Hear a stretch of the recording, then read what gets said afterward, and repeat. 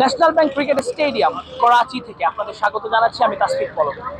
PSL এর match cover করতে একই সাথে রিশাদ হোসেন এবং নাহিদ রানার সবশেষ খবরাখবর জানাতে ক্রিক ফ্রেঞ্জি পৌঁছে গেছে পাকিস্তানে।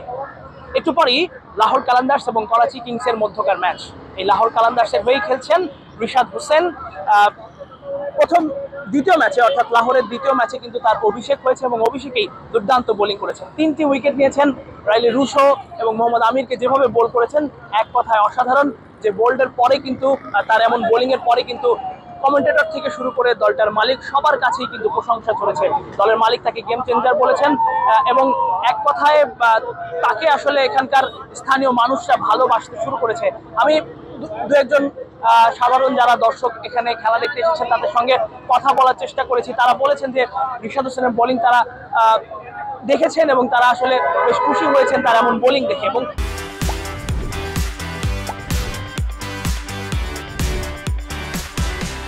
সব থেকে গুরুত্বপূর্ণ যে ব্যাপারটা, এই লাহোর কালান্দার্সের হয়েই একসময় খেলেছিলেন রশিদ খান, যিনি এখন আইপিএল খেলতে ব্যস্ত রয়েছেন, যে কারণে পিএসএল এ তার খেলা হচ্ছে না। এবং তার বদলি হিসাবে কিন্তু রিশাদকে চেষ্টা করছে লাহোর এবং সেই জায়গাটায় তারা কিছুটা হলেও সফল এটা বলাই যায়। কারণ 3 উইকেট নিয়ে যে ধরনের বোলিংটা দরকার ছিল ক্যাপ্টেন শাহিন শাহ আফ্রিদির, সেই ধরনের বোলিংটাই কিন্তু তিনি করে দেখিয়েছেন। এবং 45 রান করা রুশোকে যদি ওই সময় তিনি আউট না করতেন হয়তোবা লাহোরের জন্য সেটা বিপদ হতে পারত।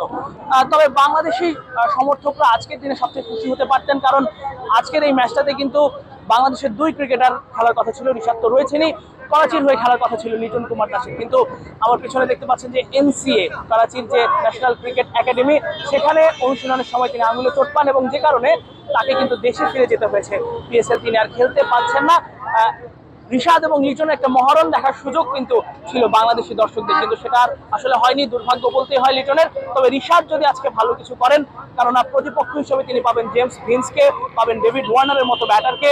জেমস ভিন্স কিন্তু করাচির যে একমাত্র ম্যাচ খেলেছে, যে ম্যাচটা তারা জিতেছে, সেই ম্যাচটাতে 101 রানের একটা ইনিংস খেলেছেন। এবং ডেভিড ওয়ার্নার কতটা ডিস্ট্রাকটিভ এবং কতটা ভয়ঙ্করী, যদিও তিনি আসলে আন্তর্জাতিক ক্রিকেট থেকে অবসরে, তারপরেও এখনো কিন্তু তার ধার কমেনি। সেই জায়গাটা থেকে রিশাদের জন্য কঠিন পরীক্ষা।